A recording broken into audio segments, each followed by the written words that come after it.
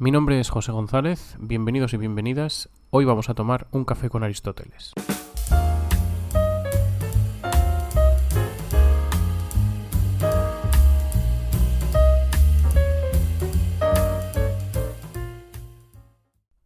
Algo que nos es tan familiar y tan cotidiano como la amistad es y ha sido durante toda nuestra historia un concepto sometido a una profunda y larga investigación filosófica. Como os figuraréis, Aristóteles habló sobre la amistad, y lo hizo largo y tendido dedicándole 2 libros de su obra principal sobre filosofía moral, la Ética Nicomaquia, y uno de la no tan influyente, pero igualmente importante, Ética Eudemia. En esos libros, Aristóteles no solo nos dio su visión acerca de lo que es la amistad,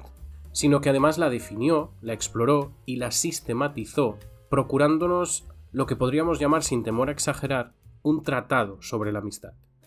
El asunto de la amistad en Aristóteles, como os podéis imaginar, es extensísimo y obviamente es inabarcable para uno solo de nuestros episodios. Por lo que vamos a hacer en estos minutos va a ser centrar nuestra atención en el estadio inicial de la amistad, o sea, en lo que podríamos nosotros considerar la condición de posibilidad para que los seres humanos, las personas, seamos capaces de entablar verdaderas amistades con otros. Este estadio, esta condición de posibilidad, este estadio, digamos, inicial, es el amor a uno mismo o filautía. Para abordar, por tanto, la cuestión de la filautía, conviene primero de todo que partamos de la definición general que el filósofo nos da para la amistad. Y es que Aristóteles entendió la amistad como una relación de benevolencia recíproca, o sea, como una relación en que cada una de las partes quiere el bien de la otra. Sin embargo, parece evidente que esto no puede ser todo, que esta no puede ser toda la definición de la amistad, ya que si ese fuera el caso, diríamos que somos amigos de casi cualquier persona con la que mantengamos una conversación agradable, en tanto que es lógico suponer que, si bien tal vez no queremos activamente el bien de alguien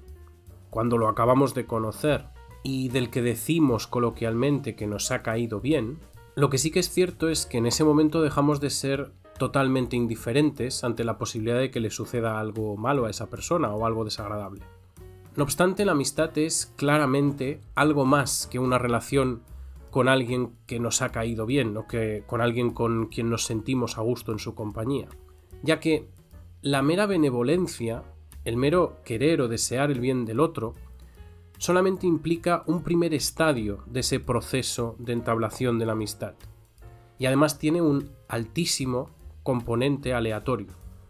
Es evidente, y así nos lo hace saber Aristóteles, que la amistad exige un primer momento de benevolencia, en el que el bien del otro nos parece algo deseable, pero, sin duda alguna, es necesario para llegar a la amistad un paso más, en el que no solo ese bien nos parezca deseable, sino que además nos sintamos movidos a tratar de procurar ese bien para el otro. Y este segundo estadio, y este es el punto más importante para entender lo que es una verdadera amistad, solo es posible con el paso del tiempo, con la dedicación de tiempo a la otra persona y con un trato continuado con la otra persona. O sea, solo es posible a través de la convivencia. Pues bien, vamos a ver cómo es posible que la amistad nazca o cómo la amistad nace esencialmente de la convivencia.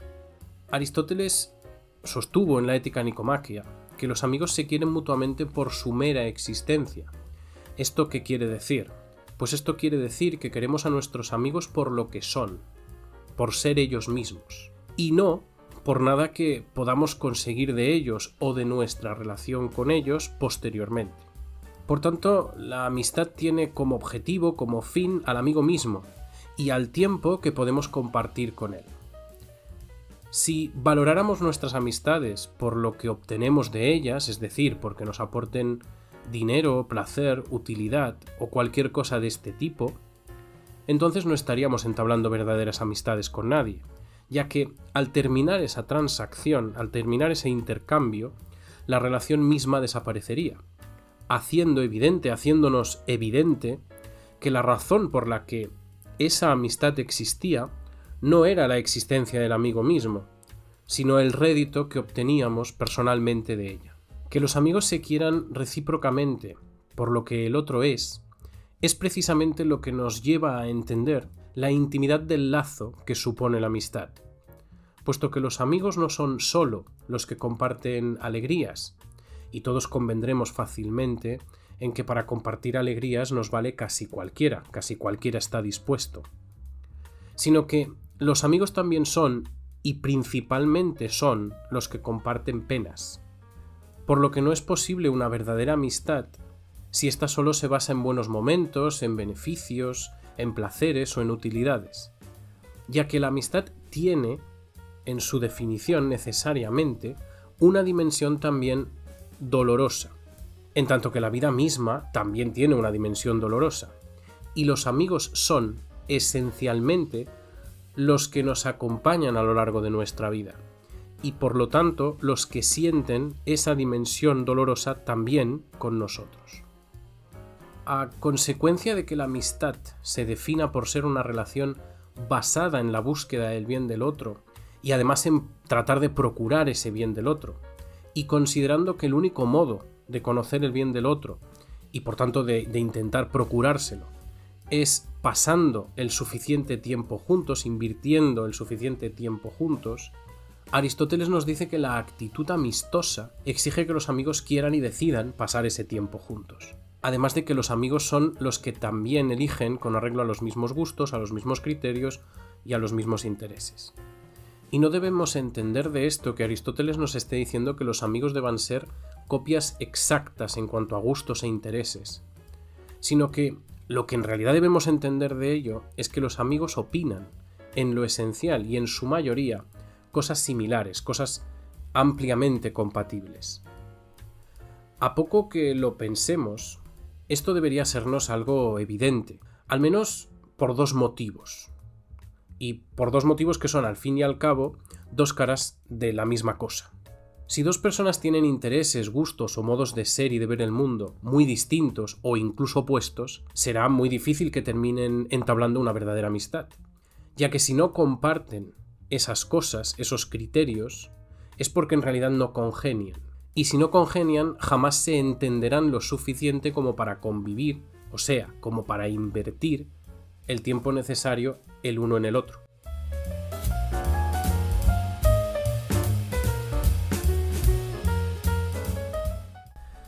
En el rincón etimológico de hoy tenemos la palabra filautía o filautos. Estos dos términos están formados por dos palabras griegas que fácilmente podemos identificar en nuestro lenguaje cotidiano, en nuestro lenguaje diario. Por un lado tenemos la palabra filía, representada al principio con esa partícula fil, y por otro lado, en la parte final de la palabra, la partícula autos. La palabra filía proviene del verbo griego phileo, que significa querer, un querer en un sentido amical, entre amigos, y que encontramos en multitud de palabras que usamos actualmente, como en filósofo o en filólogo o en cinéfilo, entre muchísimas otras. Por tanto, cuando una palabra está acompañada por esta partícula, este prefijo o este sufijo derivado del verbo fileo, lo que nos está indicando es que se está haciendo referencia a querer lo que sea que la acompaña. Por ejemplo, en filósofo, el que quiere saber o a la sabiduría, y en cinéfilo, el que quiere o al que le gusta el cine. Por otro lado, la partícula autos la traducimos como sí mismo, para sí mismo o de sí mismo, y suele hacer referencia a algo que se dirige hacia el propio sujeto, es decir, como una acción que el propio sujeto realiza sobre sí o hacia sí mismo. Esto lo vemos, por ejemplo, en automóvil, que significa lo que se mueve a sí mismo, o autocontrol, que quiere decir que se controla a sí mismo, o en autorretrato, que es aquel que se hace un retrato a sí mismo o de sí mismo. Pues bien, siguiendo esta misma lógica, el filautos es aquella persona que se quiere a sí misma, y que se quiere a sí misma quiere decir que realiza un acto de querer en ese sentido amical, fileo, dirigida hacia su propia persona, autos.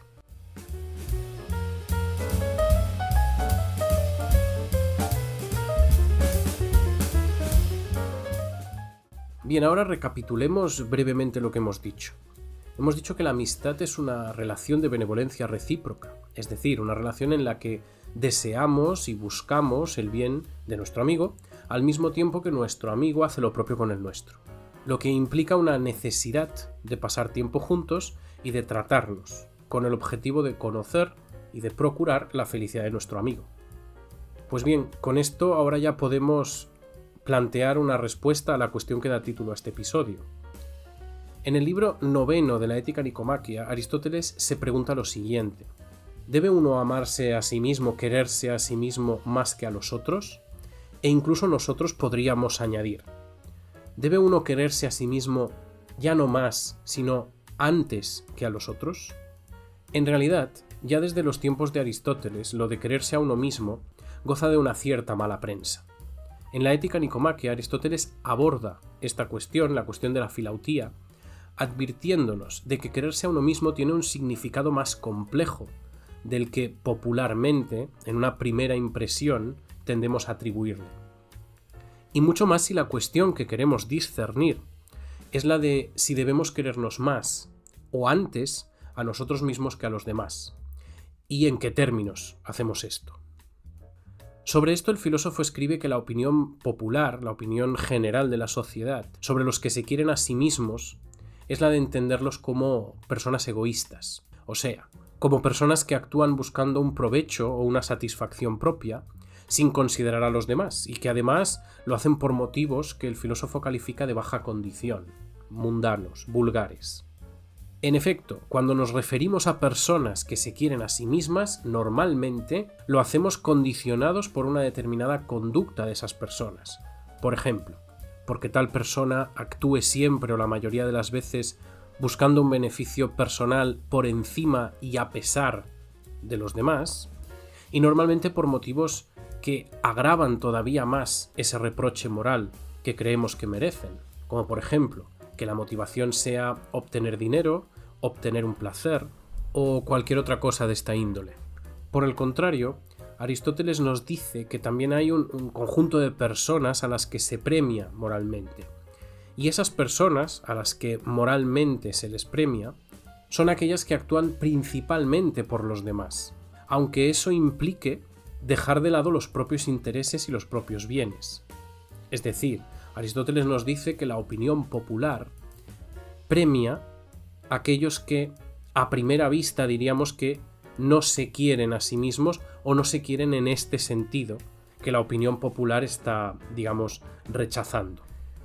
No obstante, en cualquiera de los dos casos, lo que afirma Aristóteles es que la gente, esa opinión popular, es una opinión esencialmente equivocada. Y que es esencialmente equivocada porque parte de un significado erróneo de la expresión quererse a uno mismo, o sea, del concepto de la filautía. Veamos entonces cómo argumenta Aristóteles este error, la existencia de este error, o mejor, cómo argumenta que este error es un error. En términos de amistad, es fácil compartir la premisa de la que parte Aristóteles, esa premisa según la que queremos más a los amigos que a quienes no lo son, y, por consiguiente, que queremos más al mejor de nuestros amigos que a ningún otro. En este punto Aristóteles nos dice que debemos preguntarnos con base en qué criterio establecemos quiénes son nuestros amigos y quiénes no. Y más aún, quién es nuestro mejor amigo. Como dijimos antes, con los amigos compartimos intereses, gustos y modos de ser, además de que nos gusta invertir tiempo y trato en ellos, por lo que podríamos afirmar que el origen de nuestra amistad con alguien depende de que ese alguien sea similar a nosotros. Y que esa es la razón por la que congeniamos. ¿Pero en virtud de qué congeniamos? Pues Aristóteles parece tenerlo bastante claro. Congeniamos con nuestros amigos porque la amistad implica que proyectamos en el otro la relación que hemos establecido con el tiempo con nosotros mismos. Esta dinámica es en el fondo consecuencia de un principio fundamental de nuestro aprendizaje, de nuestro modo de aprender. Y es que aprendemos por imitación. Y si las relaciones que establecemos con los demás son un reflejo de la que tenemos con nosotros mismos, es porque el primer amigo que tenemos somos nosotros mismos. Y por tanto, tratamos de trasladar lo que hemos aprendido en la convivencia con nosotros mismos a la convivencia con las demás personas. Probablemente por eso la amistad verdadera, el amigo realmente, esa amistad es tan selectiva y tan infrecuente. A lo largo de nuestra vida contamos con un pequeño puñado de personas que podemos considerar amigos en este sentido estricto, ya que encontrar a alguien con quien compartir todo lo que implica la amistad es tanto como decir que encontramos a una persona profundamente similar a nosotros, lo que exige una inmensa inversión de tiempo no solo en la búsqueda de esta persona, sino también en el trato, y fundamentalmente en el trato con esta persona.